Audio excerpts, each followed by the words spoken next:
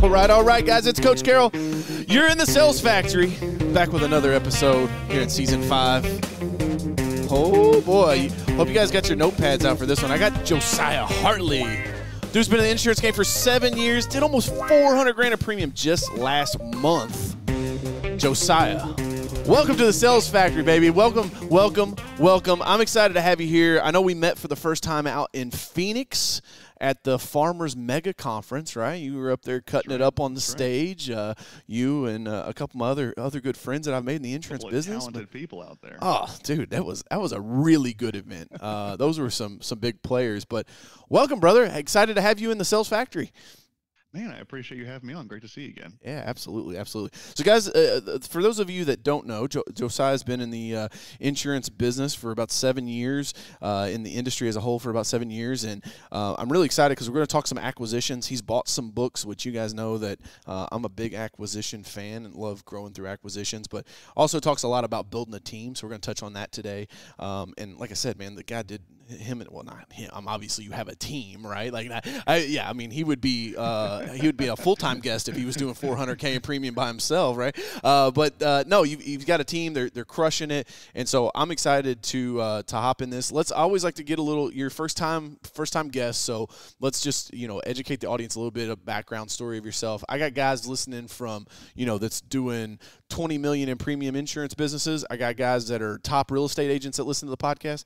I got kids that are 13 years old that just bought their first lawnmower to start a little lawn care company. And so everybody's welcome in the Sales Factory. So I'll turn it over to you, Josiah. Why don't you take a couple minutes, just kind of intro yourself and tell us a little bit more about your background. Well, I like the 13-year-old with the lawn business because I was 12 when I started my lawn business. Let's go. OG entrepreneurs, right? Yeah, man. There's nothing that pays you as well whenever you're a teenager. Actually, that's funny. Yeah, I was 12. I started a lawn business. I mowed lawns in my neighborhood and around. I'd walk around with my lawnmower and a backpack blower and a weed eater.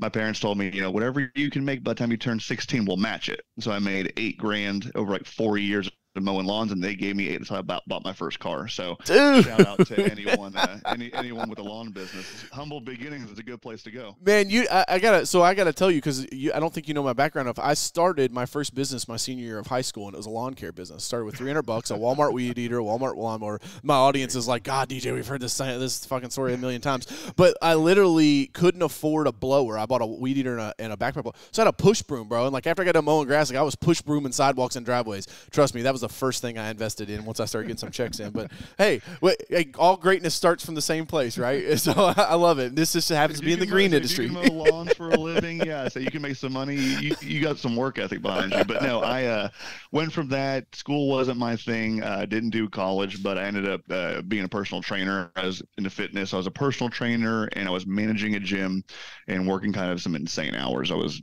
opening the gym at 4:30 in the morning. I was closing it at 10 p.m. at night. And one of my clients there was in the insurance business. He was an Allstate agent. He was like, man, as much as you're working, you should look at this insurance thing, go get your licenses. I'll kind of help steer you along. So I did that. And he introduced me to someone who was selling an Allstate book of business. So I started there. I bought a book. I was with the company for 3 years and then exited and then been with Farmers for about 2.5 years now. Wow. Very cool, man. Yeah, I knew you had a fitness background because when I seen you in Phoenix, I was like, that motherfucker's jacked, boy. There's a donkey. There's a donkey. I used to be a little more muscular. I joke now. I'm a little big, but I'm got like that dad softness to me all over a little bit. I feel you, bro. Hey, I got a 9-month-old baby girl, and I've just been telling everybody I've been saving up my dad's softness for about the past 2 years. I knew she was coming. So no, that's so cool, man. That because I know the audience knows this as well. I had a fitness center that I purchased. Again, back to the acquisition thing. Ended up losing it. It's a bad story. We won't make everybody relive it because I don't want to relive it right now. But a real estate agent took me to the cleaners and lost $1 million damn near by the time it was all said done. Podcast, you and me, okay? It'll be cathartic for you. Okay, perfect. We'll do therapy together. I like it, man. I like it.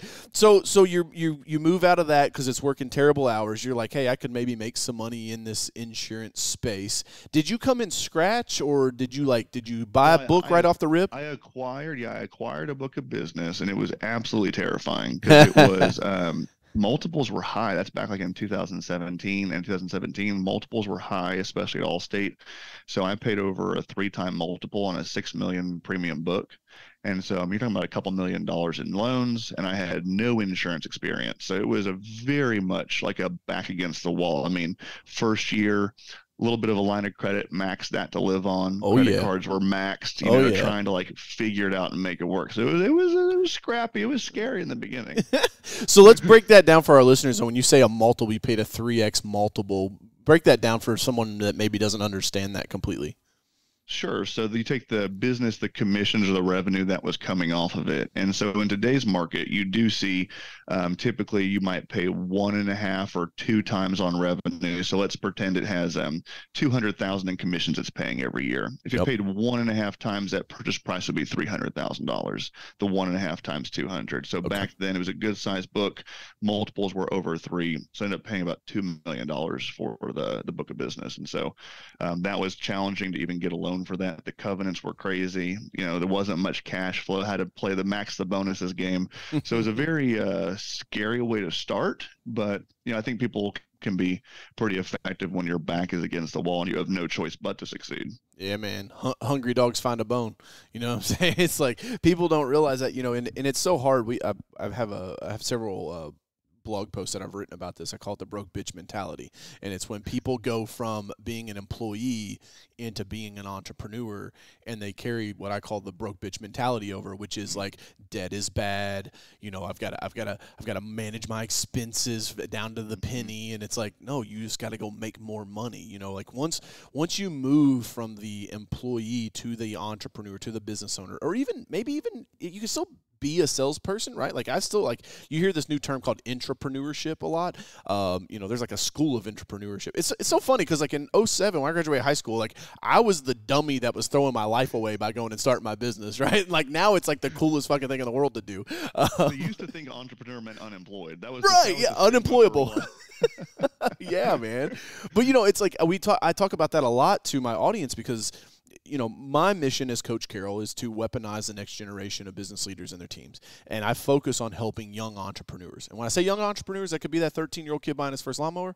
It could be a 60-year-old cat that just retired and is like, man, I'm going to go start my first business now, right? Like that guy could still be young. It doesn't have anything to do with your age.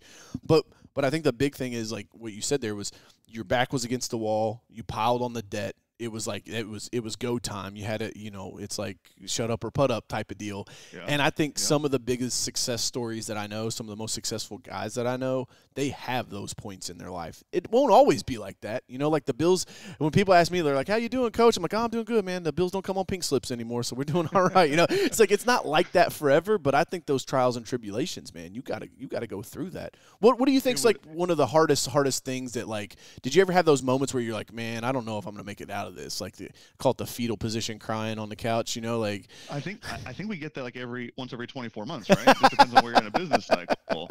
Now, when I first started, it was funny. So I bought that book of business, and at the time, you know, we didn't have any money. I was coming out of the gym stuff. We had a young kid, and my wife and I were living in like a 950 square foot apartment, 1 bedroom, paying $900 a month. And the debt, the service, the loan monthly amount was $20,000 on the business, you know? So I'm telling my wife all this, and she's going through it, and she's like, gosh, what if this doesn't work? What if we go bankrupt and they come and they take everything? I'm like looking around, and I'm like, we don't have anything. Like, there ain't nothing to take. They're going to go hungry with us. So that was a scary time. But I mean, even the transition to farmers, like, you know, I had sold those businesses, but taking the money that I had and reinvesting. And I feel like, you know, different business products we've done. I've bought about 4 books at Farmers. We're going on a 5th now we're working on. Wow. So every time you do that, mergers, setting up other locations, there's always that fear. And you have that little temptation to be like, nah, things are pretty good. Why don't I just stay here? And it's like, no, you got to keep pushing forward. You have a target. You have a vision. You got to take that step. Ooh. Take that one to the bank. That one was good.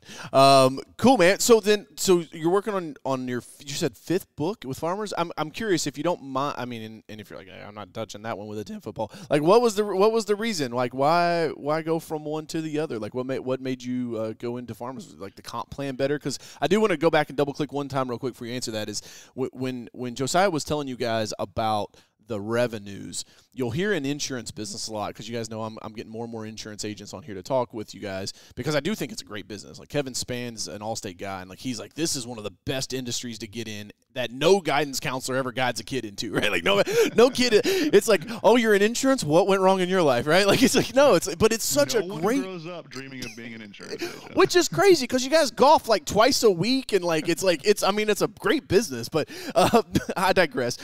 When you were talking, I want my listeners to know, especially guys that aren't in the insurance space, is that you'll have premium, which is like what your customer is paying for the policy. They don't keep that. You go write a $500 a month check to your insurance guy. He's not just taking that and going and starting a bar tab. He's more than likely going to get roundabouts 8 to 10%, could be higher, could be less. So that's where when Josiah's like, hey, you got $200,000 in revenue coming. Okay, cool. That's probably going to be on a $2 million premium book of business, and then you're going to pay a multiple on that revenue. You also will sometimes hear EBITDA, which I've got episodes where I've talked about the importance of EBITDA and understanding that, especially if you're in the merger space, because sometimes it's better to get a multiple on EBITDA than it is on revenue. You could actually end up making more money for your business. So I digress from all of that to say, what was the reason, man? Was there just do you see an exit opportunity for farmers? Like, is there a bigger thing down the road you're playing 3 steps ahead? Or like, share a little bit of that with us.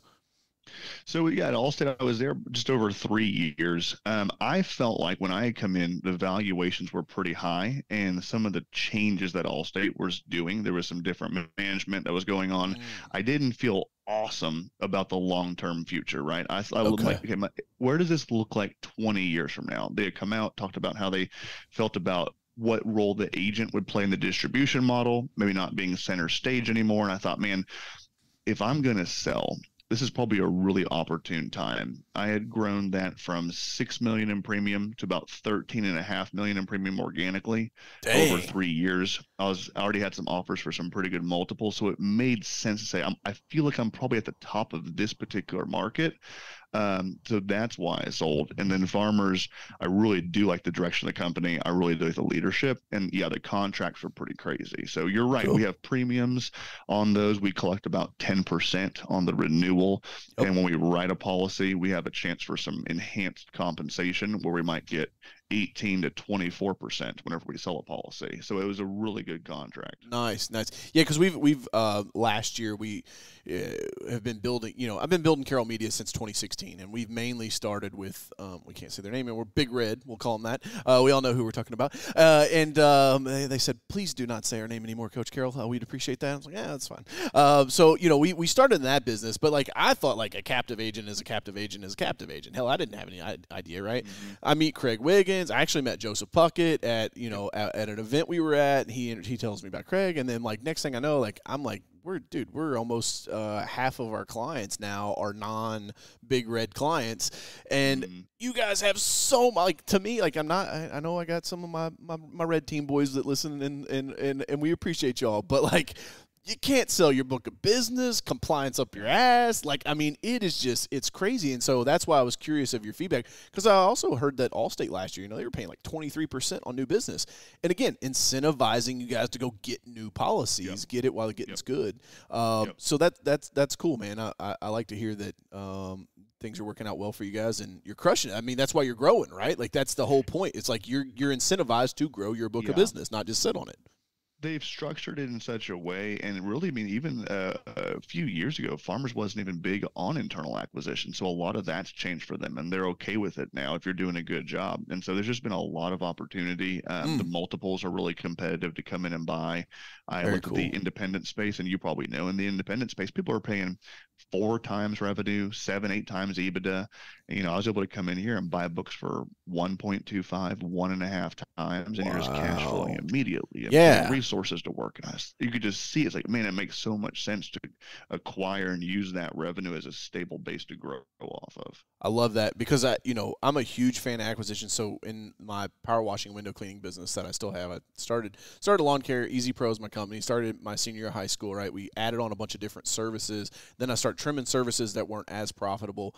We end up, it's not a huge company. I think we did $600,000 last year top line revenue, but I'm like an Airbnb model now. now. I don't own a pressure washer. Everything is contracted out, right? It's like I'm one of the largest power washing companies in the U.S. that doesn't own a pressure washer. And so so with us, it's like we grew through acquisition. We've got about 8,000 clients in our database, and like we don't market anymore, man. And I tell people about this. It's like that's the power of truly building a brand. I mean, we had Stitzel Weller as one of our clients, right? Like the Weller, Pappy Weller, right? They're one of our clients.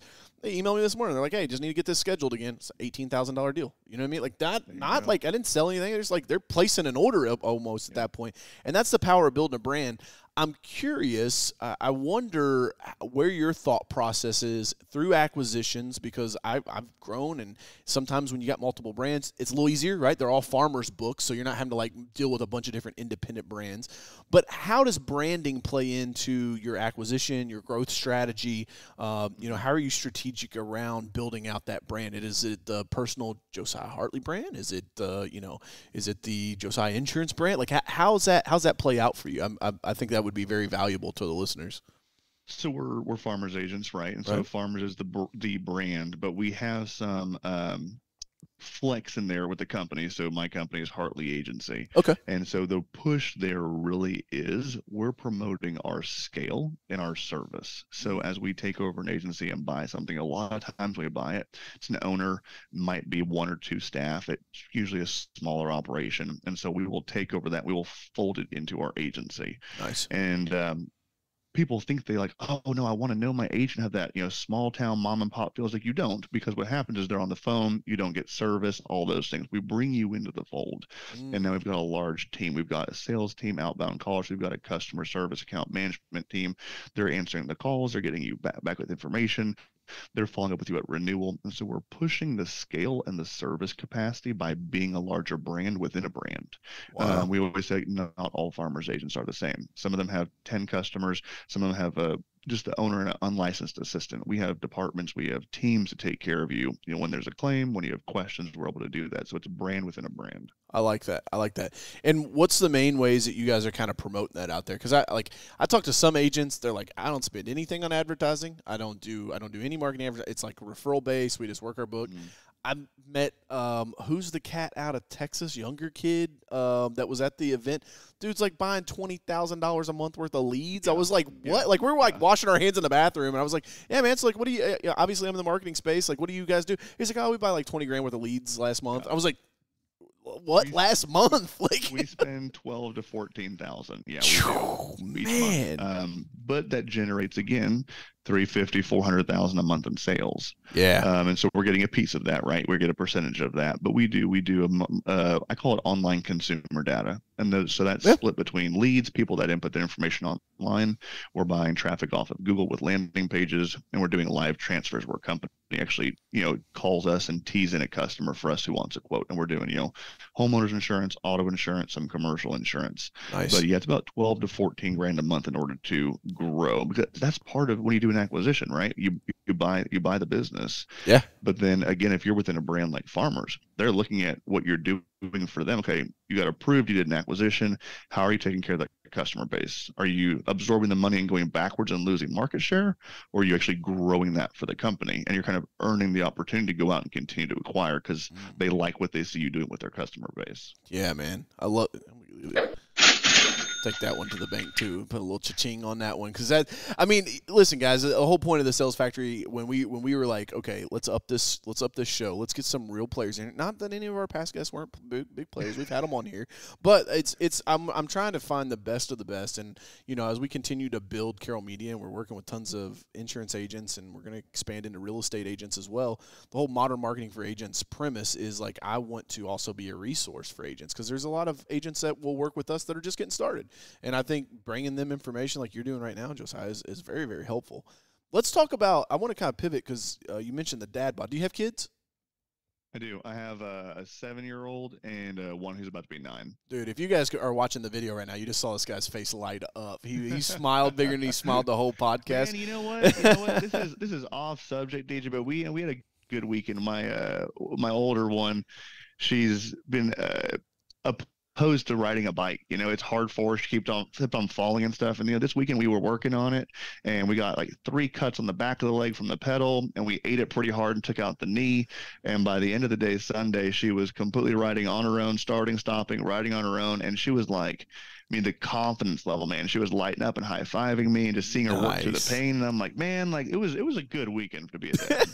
Hell yeah, man. I love that. And I for the longest time, I was like, I'm never going to get married. I'm never going to have kids. Right. And then I found like this awesome woman that put up with me for 10 years while I was waiting around. Finally got married, had her baby, and moved all in the last 12 months. So like, we're fucking nuts. And remodeled the house that we moved into. So like, it's crazy. But I'll tell you that when Willow was born, so she'll be 10 months this week, actually, on the 19th. When Willow was born, I was like, I'm going to take off 3 weeks, just spend time. Bro, it was so hard for me because I was like ready to run through brick walls and play the game of business like I've never played it before in my life. There was like this, like, just this new driver, this new motivation. And I've heard it from people a lot, like when they have a hard time finding their life purpose, a lot of times people say, well, my kids are my life purpose. And I always say, I'm like, spend time and like figure out what you want to do for you, and if it is being a dad or a mom, like, cool. If that's what you want to hang your hat on, totally okay with that. That's fine. But man, I got to tell you, it's a fucking X factor. And I had no idea before having a baby, and also the respect I got for my wife because, like, she went natural. And I'm like, bad bitch alert. Like, it was like, I had a whole new level of, like, love and respect for her. Crazy. And just to see you light up, bro, like, I just know, like, that shows me you're a good dad. Like, you're like, yeah, highlight. What? He didn't say Super Bowl. He said little baby girl's riding a bicycle by herself now. I'm like, let's go. But to your point, I bring my kids to work when I can. I tell them a lot of what I do, and they know, dad does this, and he helps protect people, but I talk about the business. And to the point where my kids are 7 and 8 going on 9, and they'll ask me, how's the new girl working? Is she doing a good job? Has it been good? Have you had to have hard conversations? Because I talk to them like this, even at their age. I want them to know.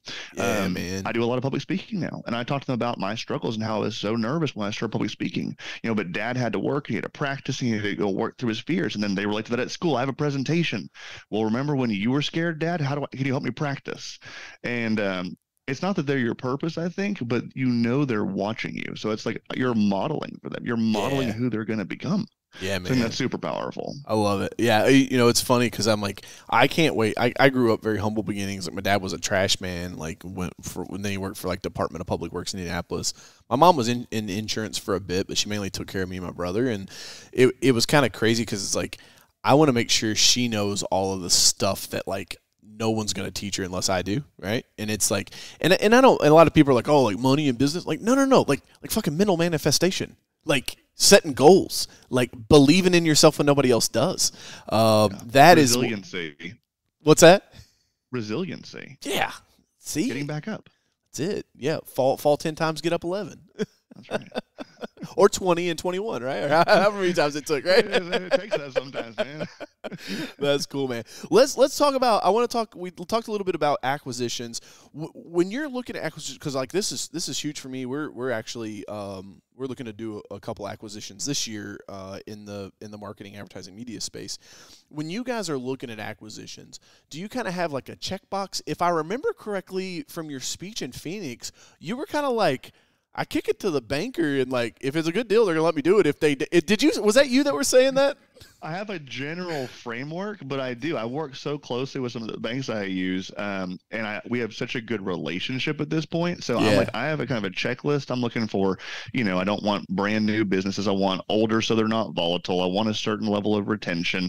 I like businesses that have been active for a certain period of time. So there's a few things I check for. A certain amount of revenue. It's like a threshold where bothered otherwise. It's got to be big enough. So it has to be big enough to take our time because we grow so quickly. It has to make sense, right? Once I do that, though, I'm in partnership with the banks that I work with. I will send it to them, and they know exactly what we want to do, and we kind of partner on that due diligence. But yeah, I mean, I'm looking for tenure, I'm looking for retention, I'm looking for certain tiers of revenue for it to make sense.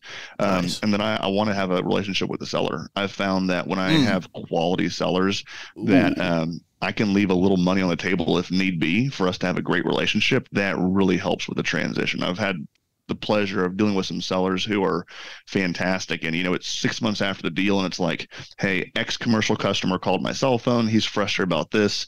I helped him with this and talked him through it. I'm passing him back to you just so you know. And it's like they'll do that for us because of how we treated them during the process. It's crazy because there's an independent guy down in Bowling Green, big agency. He's got multiple offices, and he's very much in the idea of like acquisitions. Go find these guys that have been in the industry for 30 years because they want nothing more than to find the mentee to come along and to keep carrying that torch. And he told me, he was like, that's a big piece of his negotiating is that piece of the story of like, look, man, I'm not going to let your legacy die. Like, I'm going to keep this thing going. And like, he was like, that will help me close a deal because that is part of it. It's not just all about money. Because if you're buying a successful book, they already kind of got some money. Like, that's kind of the point, right? Like, they're ready to exit. So that's cool that's a piece of it. And then do you work with Wintrust by chance? Not to put you on the spot. But I do. Okay. They were a sponsor, so I figured that was like. That's who I work with. Okay. And so they did in a different capacity, same people, same bank, just a long time ago. They did my first ever deal back at Allstate. Wow. And so I've been dealing with them, and now they've transitioned and they're able to do other captive agencies. So they're doing all my farmers deals. And so I've worked with them closely, and phenomenal team. They know how I do business, and we're at the point where some documents, a phone call, they'll make sure it makes sense for them as far as a risk perspective, but they've been fantastic. Yeah. That one, man, during your presentation, that one like clicked, was like, if the bank says you're good, like they're not going to put themselves at risk. Like, it's almost one of those, like, you don't have to be scared anymore. Like, yeah, sure, you can be scared like while you're in the middle, but like if the bank's like, no, that thing's going to cash flow, like they're not going to give you a loan that they're not going to make their money back on. Like they wouldn't be in business. It's a great negotiation strategy too, because I won't say, well, no, I'm not going to pay that. That makes me the bad guy. I'll say, hey, the banks that I work with, this is what they see as a fair valuation. I will pay whatever that valuation is that the bank recommends. They're professionals, but it wouldn't make sense for me to pay more than that. Surely you understand why would I pay more than the bank would value an asset at, right? And so we kind of put it towards them, and that usually works well. Hold on. Take that one. He said, surely you understand. That's the little call and response on that. A little sales training in a sales factory for you people listening right now. I like that. No, I mean, that's cool. And, I think from what I've learned, Wintrust is a great partner for many agents in the space, and so shout out to them. They've invited us to several events, and it's been fun. We'll be at the Midwest Agents Forum.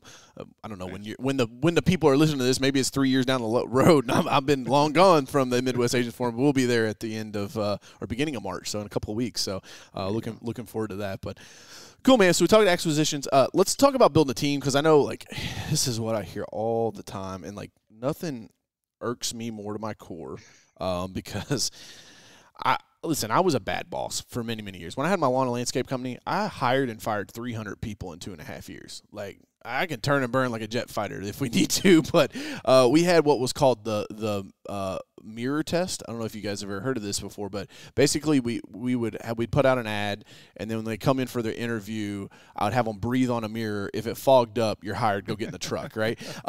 Quickly learned that was not the proper onboarding and acquisition strategy for new team members, and so we've changed. Company culture has become a big thing for me. Josiah, I'll share with you. I know our listeners know this probably by heart, just like my team does, but our core values are growth, innovation, velocity, and excellence. The acronym spells out GIVE. Once a quarter, we do a GIVE project with a local abused women's shelter. Like, it's all through us. It's how I manage through the core values. And I used to think that core values are like, dude, I gave you a paycheck. Like, what do you get out of here? You want a top golf day? I'm not. But it's like, what I've realized is if you can build a company culture that people want to be a part of, whether the boss is there or not, like, it's not about the boss anymore. It's about the team and the overall mission. Man, you go from like trying to find people to attracting people. And then you get those those A players that are like, hey, I like what you're building over here. I'd like to come with you. And I'll end with this and kick it back to you. Is like, a lot of times when I get on calls with agents, and we'll talk about marketing, advertising, because obviously we'll do their social media or whatever, but they're like, yeah, man, I can't find employees. They're all fucking lazy, blah, blah, blah, blah, blah, blah, blah. And it's like, I bet you're an asshole to work for. Maybe that's why you can't find employees. And I know you probably have had those conversations with those types of agents too, right? It's like, nobody wants to show up to work. It's like, bro, you only come to work on Tuesday and Thursday. What are you talking about? Like, and you're mad at your team members. So school us, bro. Give us some stuff that can help us build some teams. Like, give us a couple secrets you got in the back pocket of, if we're, doesn't matter what industry you're in, right? Building a team's building a team, man. If it's the 97 Bulls or if it's the Hartley agency, it's like, whatever it takes. Give us some insights that you've got over, your 7 years of experience and through the acquisitions, because that's definitely a different game changer, building team members, I'm sure. Well, I love what you said there, because I do have a lot of conversations with business owners, and I hear it so frequently from people who are struggling, and they'll talk about how they can't find employees in the same breath as they talk about how lazy and terrible everyone is, how they don't want to work. And I'm just thinking, gosh, of course that's what you're finding. That's how you view your people. Yeah. You don't view your team as an asset. So we're huge on recruiting A players. So I told you, some of my numbers. We did 391,000 last month. That's with 4 salespeople. That's across 4 people. So they're doing high 80s, low 90s at this point on average per person. But we hire sales professionals. We don't hire people looking for a job who do a little bit of insurance. We're looking for people who are already very good. We talk about the move from good to great. I can take someone who's good and we can give them processes and tools to make them great. I can't take someone who's terrible and make them decent. We're not in that business. That's I like that. Model. So we're looking for A players. And I tell people all the time, A players do not work for B owners. So if you are not... Hold on. Say that one again for the people in the back not listening. A players don't work for B owners. So if you're not an A-level owner and you haven't done the work on yourself, you're not going to be able to attract and retain A-level talent. So I was not that when I first started Allstate. So I had to do tons of work on myself. I mean, reading 50, 60 books a year on sales and management, now moving more into business strategy, acquisitions, learning how to lead people, how to have honest, transparent, tough communication, right? In a respectful way, but be able to communicate directly so people understand how to build teams and how to build trust in an organization, how to have a standard of excellence that you hold people to that standard of excellence. Speaking of my core values there, baby. I like standard of excellence. I talk about it a lot, and people love that as a core value until you tell them what it looks like if they actually implement it and hold people accountable. I'll tell you the story. I was with a very, very large company, Fortune 500 company. I was doing some strategy with the company. I was invited, and we're having a conversation about marketing and core values. And I mentioned one of ours is a standard of excellence. And their head of marketing, chief marketing officer, said, "Oh, I love that." Writes it down. And I said, well, the problem is, if you make that a core value, you have to hold people to it, which means that if work product is not excellent, you have to get rid of it or get rid of them. And they go, that's a good point. And they scratched it out. They're like, fuck that. We got too many employees to be dealing with that shit. It's hard. It's hard. But if you want to have a culture that actually believes that, not only do you have to hire people who can exhibit that, but you have to hold everyone accountable. It starts with ourselves. It starts with us and how we lead the company. Yeah, man. I love that. And talk. I want to like let's spend a couple more minutes on that excellence piece. Like, what's that look like inside your business? So one of the things we talk about is there's a lot of things that are technical skills in insurance, right? If you're on the customer service account management team, you got to know how insurance works. You got to understand how the systems works, paying bills. If you're doing sales, you got to know how to sell the policy, what the coverages mean. Those are all technical skills. What's not a skill is attitude. Attitude's a choice. So when we start talking about a standard of excellence, it starts with behavior and attitude, and we build the technical skills on top of it. When we hire people who are already talented, who are already good at what they do, they have a lot of technical skill. So what we're giving them is marketing. We're giving them extra training. We're giving them our processes. But man, we hold attitude serious. We've had conversations. We'll tell the team, I am highly sensitive to negativity. You can make a mistake on a policy. We can get it fixed. We've had scares where we almost had an E&O, and I'm not mad. Mistakes happen. Let's work through it and solve the problem, not repeat it. What will piss me off is someone coming in and saying, it's Monday. Oh man, that is You can't do that in my business because it's a privilege to work here. You've mowed lawns. I've mowed lawns. We've done that work. We are making good money, taking care of people. It's a great opportunity. And your attitude, your behavior is a choice. It's not a skill you choose what that's going to be every day. I like that a lot, man. Give another one to the bank on that one. I like that, man. That's good. See, this is why people should listen to the Sales Factory. That's some double click. You know, you'd be like, oh yeah, that's great, and culture of excellence. On to the next topic. It's like, no, like tell me exactly how you're using that. And it's like it's the attitude. It's because I think it is. You can. It's kind of like one of those things where it's you can teach skill. I would say maybe if you're a really good teacher, you can teach some will, but that's like baked in. Like you're either just hungry or you're not, man. I think a lot of people, it's easier for them. I got a Gary Vee sticker in my office here that says that complaining is easy, execution is hard. And it's so much easier just to be like, oh, it's just rough, it's just a bad day. Oh, it's like, no, man.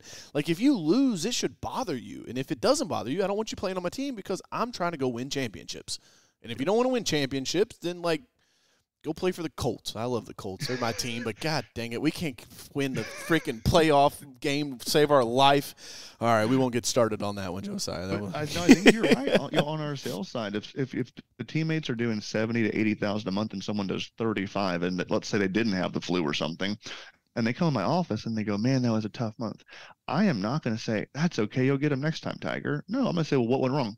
What could you have done differently? What are we going to do about it now? Because that's what coaching is. It's like we're not going to make excuses for why it went bad. We're going to figure out what we can do to get better, and being able to have those transparent conversations, not in a way that's rude or disrespectful or threatening, but like a coach would, like someone who's leading a sports team, right? Yeah, man. Like, hey, we do excellent around here. You're an excellent person. That's why you're on the team. So you tell me, what can we do differently to change that outcome next month? Yeah. Let's. Did you watch the Super Bowl? Yeah. So let's dive into it because you're the Andy Reid Travis Kelce thing. What is that, disrespect? Is it passion? A little bit of both? What's your take on that? Give me the hot take. I think it was definitely done in a moment of passion and frustration. I still think it's over the line because the coach is the coach, right? You want to do that in the corner to somebody else or a teammate maybe or whatever. At the end of the day, the coach makes those calls, and there's a hierarchy there, and I think that's a problem. Yeah, I think everyone needs to I played football, so I think they need to understand the context of why he was so mad. They pulled him out that prior play, and then they ran the little sweep out. Kelce would have been the one blocking. The guy that came in for him missed the block, and that's why it wasn't a touchdown, right? And so it wasn't that, I've seen it got misconstrued of like, yeah, this is what, your guy just was mad because he wasn't playing. It's like, no, like, because if we go back to that excellence conversation, right, it's like Travis Kelce holds himself to a certain level that says, if my job on this play is to block and not catch the touchdown pass, I'm putting that guy on the ground. Like, that is my excellence. I've got to execute, right? And I think that got you add that on top of the Super Bowl. He's probably thinking, why the hell did you pull me out? And I love that I haven't seen the take on this either. Is the coach was probably like, damn, yeah, I probably should have had him in there. Like, that's probably why Andy Reid was so upset about it. Was he probably knew that, like, yeah, I had the wrong blocker in there. That's cool, man. Whether or not he handles it well, those are the people you want on your team because they care so much. Yeah. Whether or not you should display it that way, it's because they care so much. So I think as a coach, you might have some conversation of that's not okay, that's not allowed. Right. But you kind of know deep down it's like there's passion there. He cares that much about this game. For sure. I had a high school basketball coach that used to always tell me that being a sore loser is not a bad thing. Like, I used to be the worst one on the team. We lost a game, and I didn't even play that much. Like, I was more of a football player than a basketball player. It was like, I would be so upset. I'm like, don't talk to me on the bus ride home, bro. Like, I don't want to hear about, like, what happened in third period today with your girlfriend because we just got our asses handed to us in Williamstown. Like, so I'm going to sit on the bus quiet for the next 45 minutes and sulk about it. And, and it's because I'm so competitive. If you do strength finders with your team, like, I'm like, competition is the highest one for me. And so it's like, that's just who I am. And sometimes people are just wired that way. Plus, bro, like, you're playing for the Super Bowl. I like seeing that you're upset because honestly, I think the team needed that because they were a little fuzzy, man, coming out the gate. Like it was like, do you all realize this is not like a regular season game and this is like the big one? Yeah, you can't operate 80% in here. No, man, no. Awesome. That's good. I like that, man. Well, cool. We're about out of time here. I want to kind of close this thing out, wrap some stuff up. Always like to ask for, not always, most of the time I like to ask for recommendations if I remember. So what's the latest book that you read? Latest book that I've read would be The Outsiders. It's a story of kind of a high-level view of 8 unconventional CEOs that delivered outsized returns. And it's a profile on how they do in comparison to the stock market. It's a phenomenal book. I've read it 3 or 4 times, highlighted through it. And there's a chapter there on John Malone and Henry Singleton, who both pioneered really acquisitions in their industry. You'd probably love it. Yeah, man. It's called Outsiders? The Outsiders. Siders. Okay. Write that one down. Very cool. And my gears are over here turning. I'm like, ooh, acquisitions. 'Cause I just love it. Like I've bought 7 other power washing companies and rolled them up because it's it's just like, to me it's like what I can spend to buy a customer list versus like what I can pay for a customer. It's really easy, and it's funny because anytime we take on a new client, like when they sign up, there's a client intake form, and we ask them, do you know your customer acquisition cost? Do you know your LTV, your lifetime value? And the amount of agents that say no and no. But then when they cancel, they're like, well, I'm just not seeing the ROI. I'm like, you don't even know the LTV or the CAC of your customer. You're going to tell me you don't see the ROI? Like, it's like we have those conversations on marketing. I'm like, do you buy leads? They're like, no, they're expensive. I'm like, oh, well, what's your cost per sale? Well, I don't know. Well, how do you know they're expensive? Well, they're $10 each. But that's just the price. What if you sold all of them? Right, man. It's crazy when, and I'm a huge proponent. I tell my team this all the time. You don't know what you don't know. Like, that is one of my favorite sayings in the world. And adamantly, like, as the boss, I didn't used to be this way because I had this little thing on my shoulder called an ego. But, like, I'm totally okay just being the dumbest one in the meeting. Like, yeah, I don't know. Why? Ask him why. And, like, getting your team energized and, like, letting them solve things, man. I've got one team member right now. He just had a kid last year as well. And, like, dude, he's just taking off. And I'm feeding him. I'm like, here's more responsibility.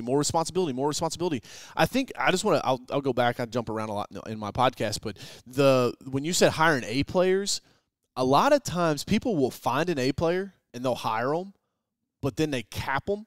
They don't give them responsibility. They don't give them room to grow, and then they leave. And then people are like, "Well, I don't know why they left. I guess he found a better job or something." It's like, no, glass ceiling. Glass ceiling. So one of the reasons that I'm very transparent with my numbers with our team, they know our size, they know all these things, and we have big goals and big targets, and they're big, audacious goals. But I tell you, they have to be, because if I'm going to have A players, I have to scale the company fast enough that we create the need for new positions for them to grow and fill. Otherwise, they're going to leave and go somewhere else and go somewhere bigger as they get those skills. If they're that talented, they have to grow too. So I have a responsibility to them to scale the business, to create the opportunity inside the company so they don't hit a glass ceiling. I love that. Dude, I feel like this could definitely – we only have an hour marked out here, but like this could have easily been a Joe Rogan 3-hour podcast. Yeah, sometimes I get guests on, I'm like, okay, this interview, I'm going to wrap this fucking thing up. But sometimes like I get guys on here and we just start chopping back and forth, bro. And it's fun, man. And I know that we help a lot of people with it. This information will help somebody today that's like, all right, fine, I'll make some core values in my business. Damn it. It's like, but it's like you don't realize, again, you don't know what you don't know. When I used to think like core values were a waste of time because it's like this like esoteric, warm, fuzzy thing. It's like, no, man, because when your core values are on point, everybody buys in. Now it's not DJ has a problem with you. I'm not going to like, Coach Carroll's got to talk to you for a second because like you're not performing well. I go, hey, man, one of our core values is velocity, right? Yeah, velocity. And that's speed in the right direction. And look, man, I'm not saying you're not moving fast because you're hauling ass right now, and I appreciate that. But would you think that it's like if you took it a 30,000-foot view, do you think it's in the right direction? No, you're right, man. I probably need to slow down a little bit, make a little heading adjustment there. And now it's not a conversation of like I don't like you or you're not doing. It's like, no, man, these are how I got. These are the core values that guide the company, that guide everybody. And so like if you're not in line with them, I'm just going to pull you back in. Beautiful. That's so a good, huge, man. that's so big, man. It takes all the feelings out of it. It's not I feel like you're not doing good. There's no conversation of that. It's just where you measure up against the core value. So now the core value is holding them accountable, not the owner. Yeah, man. I'll give you this one too, Josiah, because I don't think I've talked about this on my podcast before. I fly airplanes. I'm crazy. I speak on stages, fly airplanes. Just don't come at me with the needle. I'm scared to death of needles. But so I came up with this thing in aviation. If you're 1 degree off course over an hour, it puts you 5 miles off of your target, right? So 1 degree for an hour puts you 5 miles off course. So what we started doing was once a month, my integrator, we were on EOS, my integrator, she meets with every single team member, and we have what's called a heading adjustment. And we check the heading, make adjustments if necessary, and we get feedback. And what's happened is we have them rate their job satisfaction score every single month. Most people do this like once a year during performance evaluations, right? It's like, no, every single month. You know what happens, bro? Like if somebody's like, I'm a 7 this month. It's like, well, you were at 8.5 last month. What happened? Well, my dad's sick. I'm just not all there. It's like, dude, it started uncovering stuff to now if like somebody's not performing, I don't go jump down their throat. I'm like, hey, what's going on here? Oh, look at their heading adjustment. Their dad's sick. They took 2 days off this month because he was in the hospital. Maybe instead of like saying, hey, your numbers weren't where they should be, I'm just going to say, hey, man, I hope your dad's doing all right. And is there anything I can do to help pick up the slack this month for you? Like being a better leader, bro, is the challenge. It's not being the better boss. It's being the better leader. And if you're a better leader, you'll be a better boss as a result. Love that. It's beautiful. Yeah, man. Cool, dude. Thanks for coming here. This is freaking awesome. If people want to and listen, like you're on the short list, bro. You'll be back. I'll get you back. This was too much fun, too easy. How can people find you if they want to look you up? You know, obviously social media is huge for us. We do a ton with agents, but like, how can people find you? LinkedIn's my main thing, and then my Facebook. I use Instagram a little bit, but LinkedIn and Facebook are my main places to hang. Solid, man. Solid. And we'll guys, if you're listening to this, we'll leave a note there. We'll tag Josiah's social so that you can find him real easy. And man, I appreciate you coming into the Sales Factory, Josiah. It's been fun, baby. It's a pleasure. Thanks so much for having me. All right, baby. Hey, you guys listen to another episode of the Sales Factory. You know what to do. Smash the subscribe button. Hit the review if you haven't done so. It helps us find other people so we can change the world one life at a time. Let's go, Coach Carroll. I'm out. Hustle, it's worth it.